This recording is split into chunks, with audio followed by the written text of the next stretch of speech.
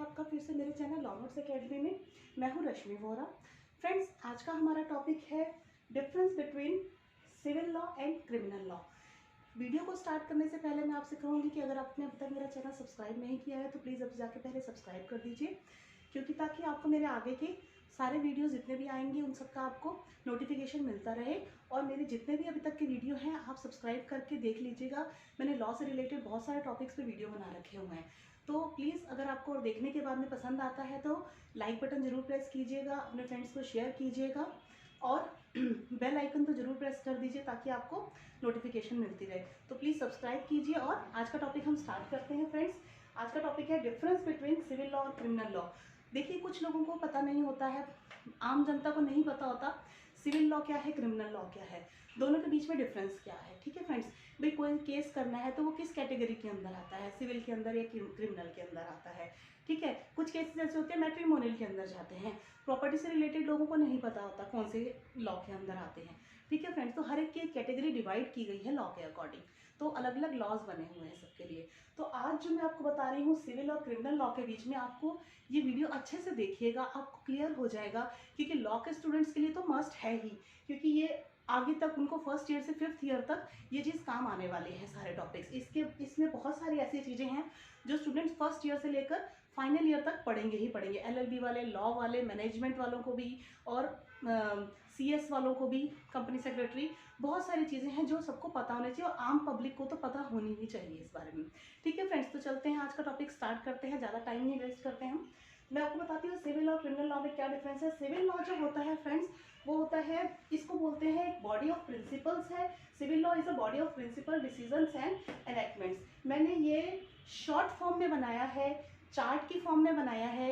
इनको आप शॉर्ट में जो है एक एक टॉपिक को आप पढ़ के सेंटेंस में बनाते रहेंगे तो आपका ये 10 मार्क्स का आ जाएगा, बन जाएगा। और अगर 4 मार्क्स में आता है, शॉर्ट में आता है, 75 वर्ड्स में आता है 4 मार्क्स का क्वेश्चन जो है, तो आपको उसमें आप शॉर्ट में लिख देंगे तो भी चलेगा। लेकिन अगर ये जो मैंने पॉइंट्स लिखे हैं मैंने शॉर्ट में लिखे हैं, क्योंकि इतना ज़्यादा इसके अंदर एक बोर्ड में पूरा नहीं हो सकता, एक वीडियो में नहीं आ सकता, तो इतना ज़्यादा लेंथी वीडियो कोई देखता भी नहीं है, पसंद नहीं करता। तो that's why I have made it in the form of chart, so you can explain it in detail by expanding these words. ठीक है, तो जो मैं आपको बता रही हूँ उन्हें आपको समझ में आ जाएगा तो आप you can write it in the details also in your notebooks. So please write down and listen it carefully. Civil law is a body of principles, decisions and enactments. जो सिविल लॉ होता है friends, ये body of principles है। Civil law के अंदर principles बनाए जाते हैं जितने भी हैं, डिसीजंस होते हैं इसके अंदर और एनेक्टमेंट की जाती है।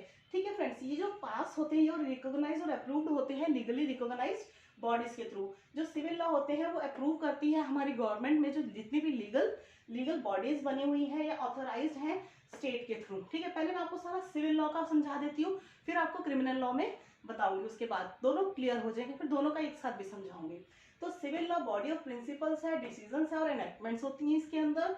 और ये जो सारे प्रिंसिपल्स और डिसीजन और एनेक्टमेंट्स होती हैं वो सारी की सारी अप्रूव्ड की जाती हैं लीगल बॉडीज या अथॉरिटीज ऑफ द स्टेट की जो अथॉरिटीज बनी हुई है या लीगल बॉडीज बनी हुई हैं, वो सारी इन्हीं एनेक्टमेंट्स को, जैसे कि लेजिस्लेचर हमारा सिविल लॉज को, ये सारे लॉज को बनाता है, फिर उनको इनेक्ट किया जाता है, फिर वो जो हमारे पार्लियामेंट के अंदर दोनों के दोनों हाउसेज हैं उनमें जाता है, फिर प्रेसिडेंट की स्टैंप लगती है, अप्रूव होता है, तब जाके हमारे लॉज अप्रूव होके वो फोर्स में आते हैं, उनको एनफोर्स किया जाता है उसके बाद में। ठीक है, एग्जीक्यूटिव आता है, फिर जुडिशरी उसके ऊपर देखती है, नजर रखती है। 3 पिलर्स जो हमारे इसके हैं कॉन्स्टिट्यूशन के। ठीक है फ्रेंड्स, तो ये चीजें सारी मिलके ही काम करती हैं jointly, they all work jointly. तो इसमें क्या होता है कि ये जो लीगल बॉडीज जो हमारी बनाई जाती हैं, जैसे लेजिस्लेचर है, फिर वो ऑथराइज्ड होती हैं स्टेट के थ्रू, कि भाई स्टेट के अंदर हर स्टेट के पास पावर होती है कि अपने स्टेट के लिए वो लॉज को इनेक्ट कर सकती है। ठीक है, तो उस स्टेट के अंदर पर्टिकुलर लीगल बॉडीज जो बनी हुई हैं, लॉ डिपार्टमेंट जो है,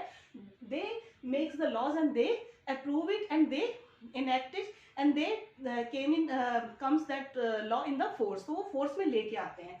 ठीक है फ्रेंड्स, तो वो लीगल बॉडीज का काम होता है। फिर उसके बाद ये सिविल लॉज क्यों बनाए जाते हैं फ्रेंड्स, थर्ड पॉइंट है to regulate rights, duties and liabilities between state and citizens. जो सिविल लॉज होते हैं इनको ये इसलिए लाए जाते हैं ताकि वो लोगों के जो राइट्स हैं, सिटीजंस के राइट्स, ड्यूटीज हैं उनकी, लाइबिलिटीज क्या है उनकी, स्टेट्स की और उनमें रहने वाले, स्टेट्स के अंदर रहने वाले सिटीजन्स की, for each and every citizen of the state, state की भी एंड सिटीजन्स की भी, ये सबकी राइट्स को, ड्यूटीज को और लायबिलिटीज को रेगुलेट करते हैं लॉज, सिविल लॉज। ठीक है फ्रेंड्स, सिविल लॉज का ये मेन काम होता है, इट इज द एम। आप इसको एम करके भी लिख सकते हैं या ऑब्जेक्टिव भी लिख सकते हैं इसका, कि एम एंड ऑब्जेक्टिव क्या है, it is the aim and objective of the civil law is to regulate the rights, duties and liabilities between state and citizens. ठीक है फ्रेंड्स, समझ आ रहा होगा आपको। नेक्स्ट पॉइंट है, it includes constitutional law, administration law, means public law and enforced through mechanism of judicial process. देखिए मैं बताती हूँ, इस सिविल लॉ के अंदर बहुत सारे लॉज आते हैं, जैसे कि मेन है कॉन्स्टिट्यूशनल लॉ, एडमिनिस्ट्रेशन लॉ और पब्लिक लॉ जिसको बोलते हैं, या म्यूनिसिपल लॉ बोला जाता है पब्लिक लॉ को। ठीक है, मैंने पब्लिक लॉ और म्यूनिसिपल लॉ के बीच में डिफरेंस का भी एक वीडियो बना रखा हुआ है, इंटरनेशनल लॉ और म्यूनिसिपल लॉ, तो वो भी आप एक बार देखिएगा, आपको उससे और क्लियर हो जाएगा कि म्यूनिसिपल लॉ को पब्लिक लॉ कहते हैं और इंटरनेशनल लॉ क्या होता है, इनके बीच में क्या डिफरेंस होता है। ठीक है फ्रेंड्स, तो इनको ये सब इंक्लूड होते हैं सिविल लॉ के अंदर। फिर जो है ये नेक्स्ट पॉइंट है, it involves compensation for injuries और damages as well as disposition of properties. Civil law के अंदर क्या होता है फ्रेंड्स, जैसे क्राइम, क्रिमिनल के अंदर तो पनिशमेंट होती है, आपको पता ही है। सिविल लॉ के अंदर क्या होता है कि जैसे किसी को चोट लग गई, किसी ने किसी का घर के आगे वो कर लिया, किसी के घर पे कब्जा कर लिया, किसी के घर के आगे गाड़ी लगा दी, किसी का रास्ता रोक दिया, तो ये छोटे छोटे जो लॉज होते हैं, किसी की चीज इधर से उधर हो गई, मतलब छोटे ये सिविल लॉज होते हैं जिसके अंदर पनिशमेंट नहीं होती है। सिविल लॉ के अंदर क्या होता है कि अगर किसी को किसी से छोटी मोटी इंजरी हो गई है, जैसे किसी का चेक बाउंस हो गया है, ठीक है ना, चेक बाउंस हो गया, पेमेंट नहीं की किसी ने, तो वो पहले सिविल लॉ के अंदर आते हैं सारे, कि भाई जब तक उसके अंदर कोई क्राइम नहीं होता अगेंस्ट द सोसाइटी, तो ये सिविल लॉ जो होता है वो पर्सन टू पर्सन होता है। एक इंसान ने दूसरे इंसान के साथ कोई इंजरी कर दी है, उसका कोई लॉस कर दिया है, तो उसमें सिविल लॉ के अंदर क्या होता है कि डैमेजेस, उसमें भरपाई की जाती है नुकसान की सिविल लॉ के अंदर, जैसे टॉर्ट के अंदर होता है, tort is a civil law. तो वैसे ही इसके अंदर जो है कंपेंसेशन दी जाती है इंजरीज के लिए, जैसे मैंने किसी की पेमेंट देनी है, या मैंने किसी को अपना घर रेंट पे दे रखा हुआ है, उसने मेरा अभी तक रेंट नहीं दिया और खाली नहीं कर रहा है, ठीक है ना, तो 1 साल से ऊपर हो गया, उसने मेरा घर मकान खाली नहीं किया, मुझे रेंट नहीं दे रहा वो, तो उसकी वजह से जो मेरा लॉस हो रहा है, मतलब मुझे रेंट आना था, मुझे इंटरेस्ट भी मिलना था, वो मेरा बैंक में जाता, मेरी इनकम बढ़ जाती, या मैं उसके बाद में 1 साल के बाद में वो खाली करवा के किसी और को देती, तो वो मेरा मुझे इनकम होती। तो जो मेरा ये लॉस हुआ है ना, ये सारे लॉस को डैमेजेस या इंजरीज बोलते हैं कोर्ट की लैंग्वेज में, लॉ की लैंग्वेज में, और इन सब की भरपाई को कंपेंसेशन बोला जाता है। तो ये डैमेजेस को कवर किया जाता है सिविल लॉज में। तो सिविल कोर्ट्स में, सिविल लॉज में, सिविल कोर्ट्स के अंदर सिविल केस जाते हैं, और सिविल केस को सूट बोलते हैं या प्लेंट बोला जाता है। ठीक है फ्रेंड्स, तो जो सिविल लॉ के अंदर सिविल केसेस में प्लेंट फाइल की जाती है, तो वो प्लेंट जो होती है वो प्लेंटिफ के थ्रू होती है, और इसमें एक पर्सन दूसरे पर्सन के अगेंस्ट कंपेंसेशन का केस फाइल करता है कि मुझे इतनी इसकी वजह से नुकसान हुआ है, उसकी भरपाई करवाई जाए। ठीक है, आपको समझ में आ रहा होगा। तो इसमें कंपेंसेशन के फॉर्म में पैसा मिलता है, इंजरीज और damages as well as disposition of property. Property से रिलेटेड भी केसेस हैं, वो सिविल लॉ के अंदर ही आते हैं, ताकि जैसे कि किसी ने किसी की प्रॉपर्टी उसको मिल नहीं रही है, उसका लीगल राइट बनता है कि भाई मेरी प्रॉपर्टी पे मेरा हक है, मेरे को पेरेंट्स से मेरे को प्रॉपर्टी मिलनी चाहिए, मुझे नहीं मिल रही, तो आप कोर्ट में जाके सिविल सूट फाइल करेंगे उसके लिए। ठीक है फ्रेंड्स, तो ये सिविल प्रॉपर्टी के डिस्पोजिशन मतलब पोजीशन, प्रॉपर्टी की एक के हाथ में है, दूसरे के पास जानी चाहिए, किसका राइट बनता है, किसकी ड्यूटी बनती है, किसकी लायबिलिटीज बनती है, तो वो सारी इसके अंदर आएंगी, और इसमें पैसों की भरपाई से रिलेटेड सारे सिविल केसेस होते हैं। इसमें पनिशमेंट नहीं होती है, इसके अंदर डैमेजेस को कवर करने के लिए भरपाई की जाती है, ठीक है, नुकसान को कवर करने के लिए। और सिविल केसेस जो है फाइल किए जाते हैं प्राइवेट पार्टी यानी कि 2 लोगों के बीच में होता है। मेरा किसी के साथ है, किसी के साथ केस, तो मेरा किसी ने नुकसान किया तो मैं उस पार्टी के अगेंस्ट केस करूंगी, या अगर मैंने किसी का किया है तो वो पार्टी मेरे अगेंस्ट करेगी। तो इसमें 2 पार्टीज होती हैं, मतलब 2 पार्टीज, मैं और मेरे साथ और लोग हो सकते हैं, और अपोजिट पार्टी में भी वो और उसके साथ और लोग हो सकते हैं, एंड अदर्स, ठीक है ना। लेकिन ये दोनों आपस में 2 पार्टीज के बीच में ही होता है सिविल। तो इसके अंदर सिविल सूट के अंदर जो 2 पार्टीज होती हैं, एक पार्टी होती है प्लेंटिफ, दूसरी होती है defendant. Plaintiff versus defendant. Plaintiff होता है वो जो केस दूसरे के खिलाफ फाइल करता है, ठीक है, और डिफेंडेंट वो होता है दूसरी सेकंड पार्टी। फर्स्ट पार्टी होती है प्लेंटिफ, जैसे मैंने किसी के खिलाफ केस फाइल करना है तो वो सूट फाइल करूंगी मैं सिविल लॉ के सिविल कोर्ट के अंदर जाके, तो मैं प्लेंटिफ हो गई, और मैं जिसके अगेंस्ट में सेकंड पार्टी जो जिसके अगेंस्ट में केस फाइल कर रही हूँ that will be called he will be called defendant.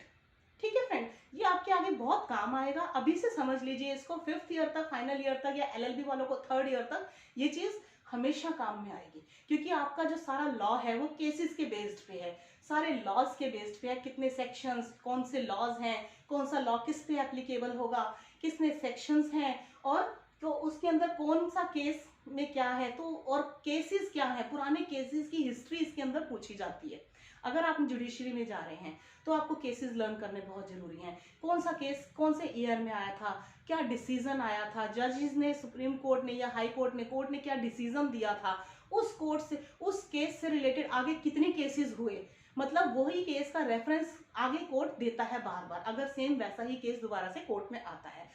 तो ऐसा ही सिविल में भी होता है, ऐसा क्रिमिनल में भी होता है। तो इसीलिए आपको याद रखने पड़ेंगे, केसेस के नाम याद रखेंगे तो बहुत अच्छे मार्क्स मिलेंगे। तो इसलिए याद रखिएगा, सिविल सूट के अंदर हमेशा एक प्लेंटिफ होता है, दूसरा डिफेंडेंट होता है। प्लेंटिफ जो होता है वो डिफेंडेंट के अगेंस्ट केस फाइल करता है या सूट फाइल करता है। चलिए ठीक है, अब आपको सिविल का पता लग गया। सिविल में एक और चीज आती है, पॉइंट एक और है, इसके अंदर बर्डन ऑफ प्रूफ जो होता है वो प्लेंटिफ के ऊपर है, क्योंकि अगर मैंने किसी के खिलाफ केस फाइल किया है तो जो मैं केस फाइल कर रही हूँ कि इसने मेरा नुकसान किया है, तो बर्डन ऑफ प्रूफ का मतलब है उसमें प्रूफ मुझे ही देना पड़ेगा, मेरे ऊपर ही भार है ये साबित करने का, मुझे ही साबित करना पड़ेगा कि हाँ इसने मेरा सच में नुकसान किया है। झूठा केस फाइल किया तो मेरे ऊपर ही मैं ही लायबल हो जाऊंगी, मुझे ही भरपाई करनी पड़ जाएगी अगर झूठा केस फाइल किया तो। लेकिन अगर सच में उसने मेरा नुकसान किया है तो मुझे उसके सबूत पेश करने पड़ेंगे कोर्ट के अंदर कि हाँ देखिए मेरा इसने इतने पैसे का नुकसान किया है, मैंने लीगल डॉक्यूमेंट बना रखे थे, लीगल एग्रीमेंट बना रखा था इस पार्टी के साथ, चाहे वो किसी भी तरह का बिजनेस को लेके है, रेंट एग्रीमेंट को लेके है, प्रॉपर्टी को लेके है, कोई बिजनेस पार्टनरशिप को लेकर है, किसी भी चीज को लेकर सिविल सूट है, तो मैंने एग्रीमेंट बना रखा। तो देखिए कोर्ट में आप दिखाएंगे कि देखिए ये मेरे चेक्स हैं, ये बिल्स हैं, ये एग्रीमेंट की कॉपी है, ये प्रॉपर्टी के कागज है, these are the legal documents, ये सारे लीगल डॉक्यूमेंट्स होते हैं। तो ये बर्डन ऑफ प्रूफ प्लेंटिफ के ऊपर होता है, जिसने केस फाइल किया है वही उसके ऊपर बर्डन ऑफ प्रूफ है कि आप साबित करेंगे कि हाँ आपका सच में नुकसान हुआ है, तभी आपको भरपाई मिलेगी, अदरवाइज नहीं मिलेगी। ठीक है, तो चलते हैं अब आगे क्रिमिनल लॉ की तरफ। क्रिमिनल लॉ में क्या होता है, ये डिफाइन करता है, क्रिमिनल लॉ में क्या डिफाइन किया जाता है, क्राइम्स और ऑफेंसेस जो कि प्रिस्क्राइब किए, जिसमें प्रिस्क्राइब की जाती है पनिशमेंट। मतलब किसी ने अगर क्राइम किया है या कोई ऑफेंस किया है तो उसमें उसको पनिशमेंट मिलती है। सिविल लॉ के अंदर कंपेंसेशन मिलती है, लेकिन इसमें डिफाइन जितना भी सब कुछ डेफिनेशन ये डिफाइन किया गया है क्रिमिनल लॉ में, IPC है, CRPC है, ठीक है, तो इन सब में क्राइम्स और ऑफेंसेस के बारे में बताया गया है, उनकी क्या पनिशमेंट्स हैं ये बताई जाती है क्रिमिनल लॉज के अंदर। और इसका मेन एम क्या है, the main aim is to of the criminal law is to prevent the offences and crimes, prevention of crimes, इसका मेन एम है। तो इनको आप दो पार्ट्स में लंबे लंबे सेंटेंसेस में भी आप डिफाइन करके लिख सकते हैं कि भाई इसका मेन एम है ऑफेंसेस और क्राइम्स की प्रिवेंशन करना, उनको रोकना, मतलब अपराधों को रोकने के लिए ही क्रिमिनल लॉ को बनाया गया है।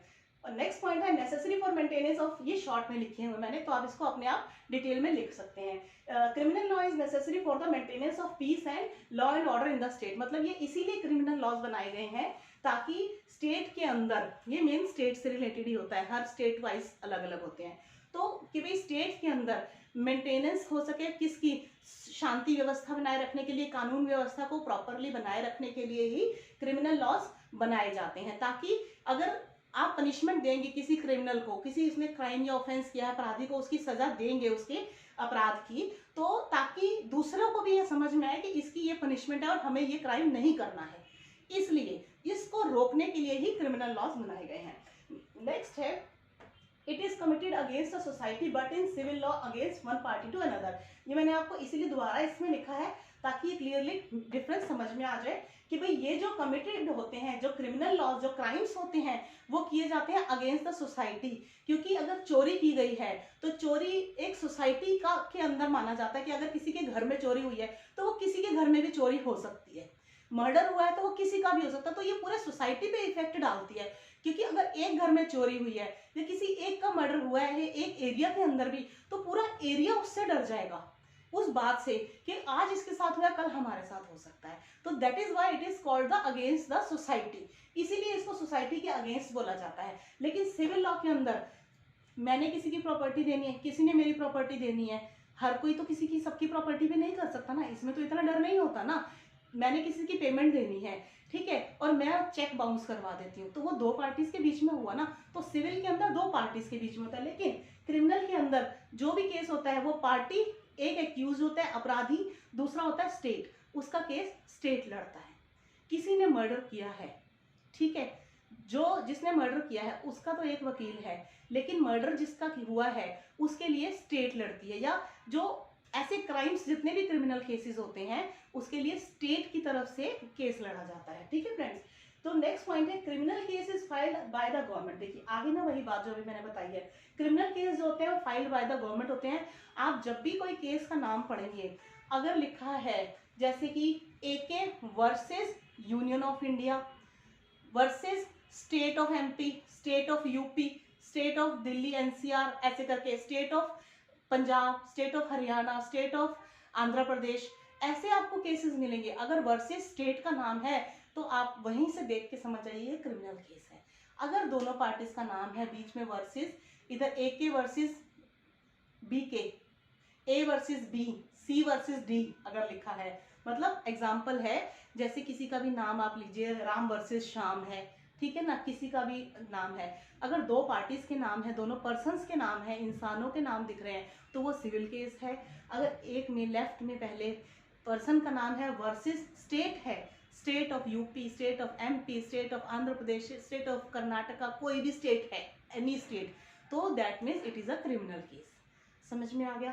क्रिमिनल केस ऐसे होते हैं गवर्नमेंट की तरफ से लड़े जाते हैं, और स्टेट उनका जिस स्टेट के अंदर क्राइम होता है उस स्टेट की तरफ से वो केस फाइल किया जाता है, और वो रॉन्ग डॉयर के खिलाफ होता है। रॉन्ग डॉयर यानी कि एक्यूज यानी कि अपराधी, ठीक है फ्रेंड्स। तो स्टेट फाइल करती है केस, क्रिमिनल केस, और वो अपराधी के खिलाफ होता है, ठीक है। नेक्स्ट है क्रिमिनल ट्रायल के अंदर या केस के अंदर, क्रिमिनल में केस होता है या ट्रायल होता है, उसमें स्टेट जो होती है नॉन एज प्रोसिक्यूशन, क्योंकि स्टेट की तरफ से केस लड़ा जाता है तो प्रोसिक्यूशन जो होता है वो केस होता है, मतलब अपोजिट पार्टी, और पब्लिक प्रोसिक्यूटर जो होता है स्टेट का, उनके स्टेट का कोर्ट का जो पब्लिक प्रोसिक्यूटर होगा वो केस लड़ेगा, ठीक है, अपराधी के खिलाफ। स्टेट की तरफ से प्रोसिक्यूटर लड़ेगा और अपराधी का अपना वकील खुद लड़ेगा। तो ये दो पार्टीज इसमें क्रिमिनल केस में होती हैं।